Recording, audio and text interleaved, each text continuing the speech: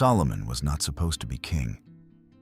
That thought haunted him as he stood in his father's bedchamber, watching servants pile blankets on a body that could no longer hold warmth. King David, the giant slayer, the warrior poet, was dying, and everyone with ambition was sharpening their knives. Solomon was 20, and he knew how little that meant. His brother Adonijah was handsome, charming, connected. He had Joab, the ruthless general. He had Abiathar, a priest whose lineage traced to Moses. Solomon had Bathsheba, his mother, and Nathan, an aging prophet no one feared. If it came to a fight, Solomon would die. The sound of celebration drifted from the valley. Adonijah was throwing a feast at the stone of Zoheleth, half a mile south. He had invited every commander, every elder, every priest who mattered. Everyone except Solomon. Everyone except Nathan. This was not a feast. This was a coronation, happening while their father still breathed. Solomon's hands trembled. This is how it ends, he thought. Adonijah takes the throne, and I die. Bathsheba moved like lightning. She knelt beside David, her voice urgent. My lord, you swore by the Lord your God that Solomon would sit on your throne. But Adonijah has declared himself king. He sacrifices oxen and fattened calves. Your servants bow to him, and you don't even know. David's clouded eyes sharpened. Nathan appeared and confirmed it all. David's voice, hoarse but commanding, cut through the room. Call Zadok, call Benaiah. Put Solomon on my mule. Go to Gihon. Anoint him king, now. They moved fast. Zadok grabbed the sacred oil. Benaiah assembled David's personal guard. They put Solomon on the king's mule and rode to Gihon Spring. Zadok poured the oil. Nathan shouted, "Long live King Solomon!" The people erupted. Trumpets blared. The valley echoed with the cry, "Long live King Solomon!" The noise reached Adonijah's feast. Jonathan, son of Abiathar, ran up, face pale. David has made Solomon king. Zadok and Nathan anointed him. The city celebrates. Your plan failed. The feast collapsed. Guests scattered. Adonijah ran to the tabernacle and grabbed the altar horns, the last refuge of a desperate man. I won't move until King Solomon swears not to kill me. Solomon stood in the palace, still smelling of oil. His first decision. He could kill Adonijah now or show mercy and risk everything.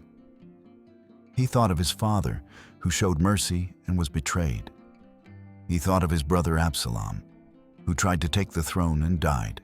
He gave his answer. If Adonijah proves worthy, not a hair will fall from his head.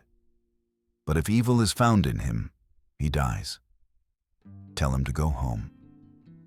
Adonijah came and bowed. Solomon nodded. The first crisis passed, but Solomon knew it wasn't really over. David died 3 days later. His last words weren't comforting. Be strong. Keep what the Lord requires. Deal with Joab, who murdered in cold blood and supported your brother. Don't let him die in peace. Shimei, who cursed me, don't leave him unpunished. Even dying, David was settling scores. Solomon listened without argument. He understood mercy was a luxury he couldn't afford. Weeks passed. Adonijah made a mistake. He asked Bathsheba to speak to Solomon about marrying Abishag, the young woman who had warmed David's bed. It sounded innocent. It wasn't.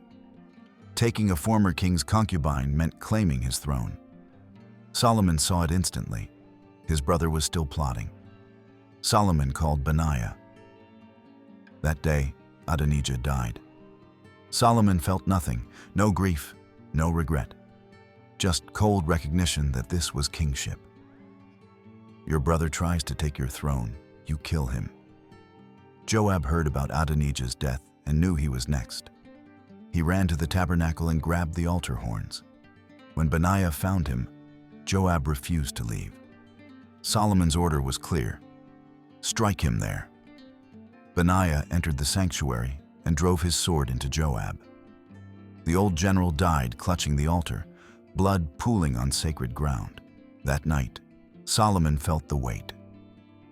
He had killed his brother, killed his father's most loyal general, spilled blood in the tabernacle. He sat alone, staring at his hands, wondering if this was the price every king paid. He went to Gibeon with 1,000 burnt offerings, an extravagant, almost desperate act of worship. He wasn't performing a ritual, he was asking a question. God, what do I do now? I have the throne, the power, the blood on my hands, but I don't know how to rule. That night, God came to him in a dream. Ask what I should give you. Solomon thought about what he could ask for: long life, wealth, victory, the death of enemies. But he thought of Adonijah, who wanted power and died for it. He thought of his father, who had everything and died alone. He answered, I am like a child. I don't know how to carry out my duties. Give me a discerning heart to govern your people and distinguish between right and wrong. Who can govern this great people? The words surprised him, but they were true. He didn't want more power. He wanted to know what to do with it. God's voice returned. Because you asked for this, not for wealth or long life or the death of enemies, I will do what you asked. I will give you a wise heart, so there will never be anyone like you. Moreover, I will give you what you didn't ask for: wealth and honor beyond any king. And if you walk in my ways as David did, I will give you long life. Solomon woke gasping. Something inside him had changed, a clarity he hadn't had before. The test came immediately. 2 women stood before his throne, both claiming the same baby. The first woman cried, "This baby is mine." She smothered her child and switched them while I slept. The second woman shouted back, "No, the living child is mine." Solomon watched them. He saw desperation in one woman's eyes, calculation in the other's. He called for a sword. Cut the living child in 2, give half to each. The lying woman shrugged. Fine, neither will have him. But the real mother screamed, "No, please give her the baby. Just let him live." Solomon pointed to the woman who had pleaded, "Give the infant to her. She is his mother." Within hours, the story spread through Jerusalem. The new king is wise. He sees through lies. He understands the human heart. That night, Solomon felt, for the first time since his father's death, that maybe he could do this. Maybe wisdom was enough. He had won the throne with blood and politics, but he won the people with wisdom. Solomon stood at the quarry beneath Jerusalem and felt the weight of silence. Workers drilled holes in limestone, poured water into cracks, let frost do its work. They moved massive blocks with iron bars and rollers. No hammers, no chisels, not where the temple would rise. The law was clear. No iron tools could touch the stones once they reached the Temple Mount. Every block had to be cut and finished here in the darkness. It was slow, expensive work. But Solomon understood what his father never had. David won the kingdom with a sword. Solomon would define it with a building. Hiram of Tyre sent cedar, massive logs from Lebanon, the finest in the world. The cost was staggering. Solomon gave him 20 towns in Galilee just to keep the timber coming. It caused outrage. Advisors questioned him. Tribal elders complained he was selling off God's land. Solomon ignored them all. The temple wasn't just a building, it was a statement. Physical proof that Israel mattered, that the God of Abraham was not some tribal deity, but the creator who deserved a house that would make Pharaoh pause and wonder. 20 towns was a bargain. The foundation was laid, 60 cubits long, 20 wide, 30 high. Every surface would be covered in gold. The Holy of Holies was a perfect cube, 30 cubits in every direction. Solomon stood inside alone and felt the space press on him. God would dwell here. What if he got it wrong? What if God rejected it? He pushed the thought away. 7 years to build God's house. 7, the number of perfection. Every detail mattered. Cherubim carved from olive wood and covered in gold. Cypress doors carved with palm trees and flowers. Even the floor plated with gold. Workers moved like ants, hundreds of them. Masons, carpenters, goldsmiths. He had conscripted 30,000 men, sending them to Lebanon in shifts. Another 70,000 carried loads. 80,000 worked the quarries. The entire nation bent to this task. It cost more than money. It cost goodwill. People were tired. Taxes were high. Elders who praised his wisdom now grumbled about forced labor, comparing him to Pharaoh. Solomon heard the complaints and felt them like splinters. But he didn't stop. This was about legacy. The day the temple was finished, Solomon looked inside. The walls glowed. Every surface reflected light. It was overwhelming. He had built something that didn't belong in this world. They brought the ark from the city of David, carried by priests in white. The entire city watched. When they placed the ark in the Holy of Holies, something unexpected happened.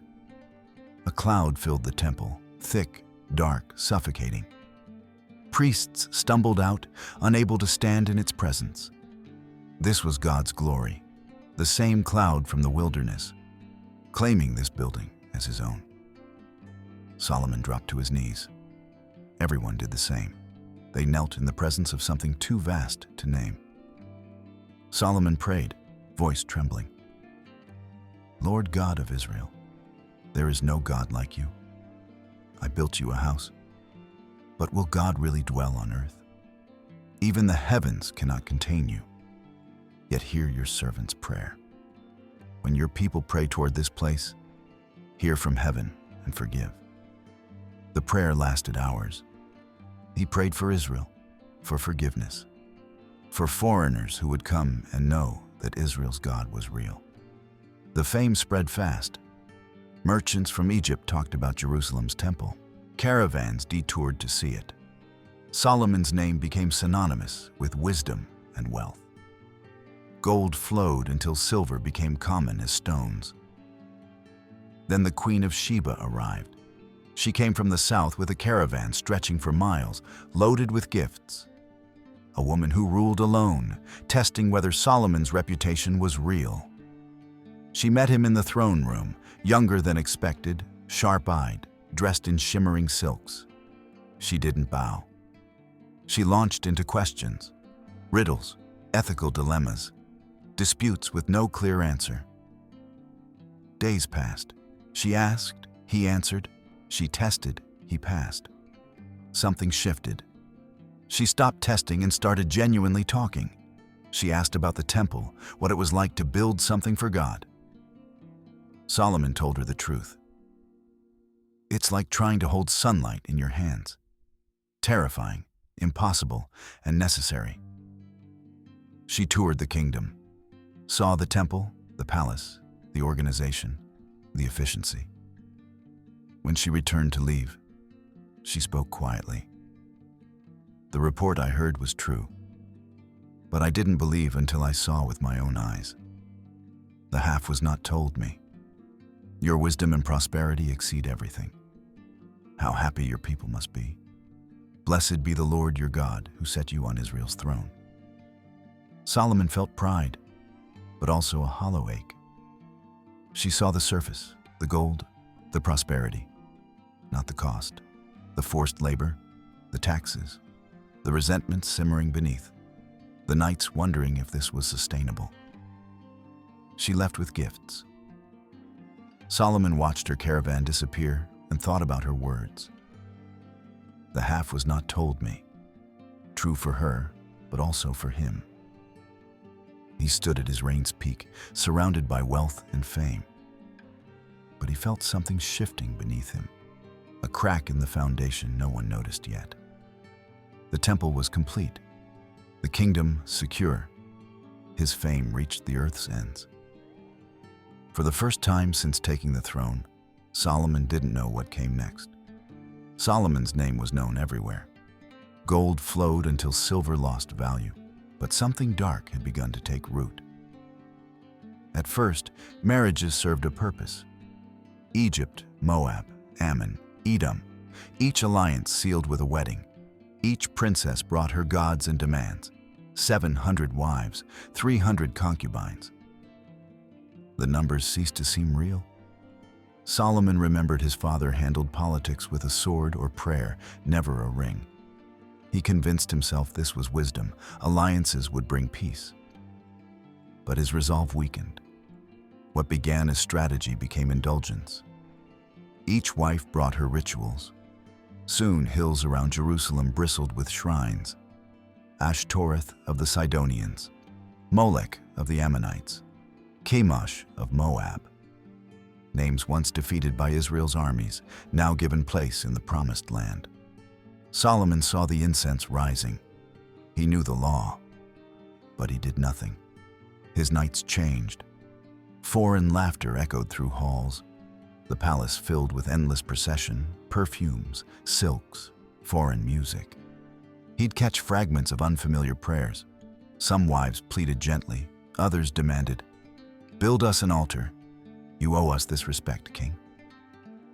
Tired, worn down, Solomon agreed. One altar, then another, then another. The dominoes fell silently. Levites grumbled but didn't confront David's son. Elders muttered the old king would never allow this. But the city thrived, so objections faded. Solomon's counselors changed. The king who once summoned Nathan for hard truths now surrounded himself with flatterers. Those who remembered David's hard years found themselves ignored or replaced. Solomon tried to keep old routines. He still prayed, offered sacrifices, presided at feasts. But the world slipped through his fingers. Decisions that once came like a knife through a knot now wrapped in fog. Deep inside, he remembered Gibeon, when he prayed for wisdom. The clarity when God answered. Now only weariness remained that no amount of gold or pleasure could dispel. It didn't happen at once. No scandal, no rebellion, just slow, corrosive drift. He'd built Israel's greatness. Now he watched idols rise on foreign hills, chiseling away at the foundation his father built. The price of greatness wasn't paid in war or gold. It was paid in compromises so small, so insignificant at first, that only looking back did Solomon realize how far he'd wandered. By then, damage was done. The king who built God's house found himself surrounded by 1,000 smaller altars, 1,000 unfamiliar names clamoring for devotion that used to belong to the Lord alone. He had everything. But in the night's quiet, with smoke curling from shrines beyond his window, Solomon realized he no longer had himself. Then came God's voice, clear and cold in the night silence. "Because you have done this and not kept my covenant, I will tear the kingdom from you. But for David's sake, not in your days. I will tear it from your son." Solomon woke gasping. He'd known this day would come, but hearing it from God's mouth was different. Not a threat, a fact. The kingdom would be torn and his son would inherit ruins. He tried to fight it, ordered altars destroyed, sent priests to cleanse shrines. But people had grown used to their gods. Foreign wives wouldn't give up rituals. Priests feared to act. People whispered the king was weak. Solomon stood in the temple alone, looking at the ark. He remembered the day he'd placed it here, the cloud that filled the sanctuary. Now the temple felt empty. The gold no longer glowed. The cherubim seemed to look away. He prayed, not for himself, but for Israel. For the people who'd followed him, believed in his wisdom, trusted him to lead.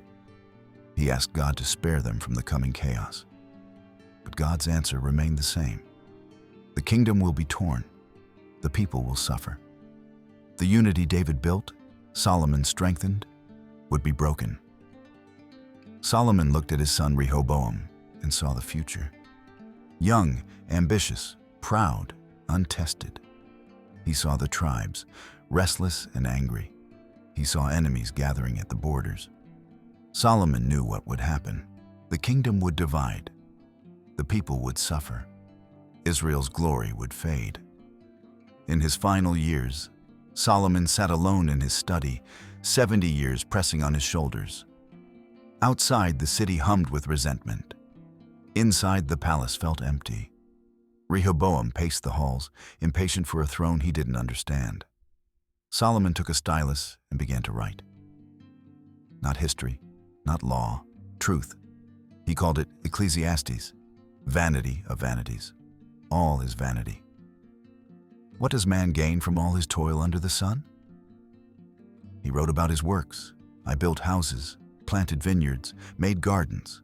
I owned herds, amassed silver and gold. I denied myself nothing. Yet when I surveyed all my hands had done, everything was meaningless, chasing after wind. He wrote about wisdom and folly. The wise have eyes in their heads, while the fool walks in darkness. But the same fate overtakes both. Like the fool, the wise too must die. He thought of David, buried and forgotten by most. In 100 years, none of it would matter. He wrote about wealth. Whoever loves money never has enough. Everyone comes naked from their mother's womb, and as they come, so they depart. He looked at the gold, the cedar, the treasures. He'd leave it all. His son would inherit it without having fought for it, built it, or understood its cost. He wrote the final words. Now all has been heard. Fear God and keep his commandments, for this is the duty of all mankind. God will bring every deed into judgment, including every hidden thing, whether good or evil. He set down the stylus, the most honest thing he'd ever written. Solomon stood slowly and walked to the window, looking over Jerusalem. The temple gleamed. Smoke rose from high places beyond the walls. The kingdom was breaking. But the words would remain, the warning, the wisdom, the burden of understanding that all human achievement, all ambition, all power, all wealth, all pleasure, was meaningless without God. He'd been the wisest man who ever lived, and his final wisdom was this: fear God, keep his commandments, nothing else matters. Solomon died shortly after. Rehoboam took the throne, the kingdom split, the glory faded, but the words remained, and they still remain, testimony to the man who had everything and learned that everything was nothing. Thank you for watching until the end. If you enjoy living and inspiring biblical stories, subscribe to Living Bible Stories channel so you don't miss new videos. We'd appreciate your like and comment. It really helps the channel grow.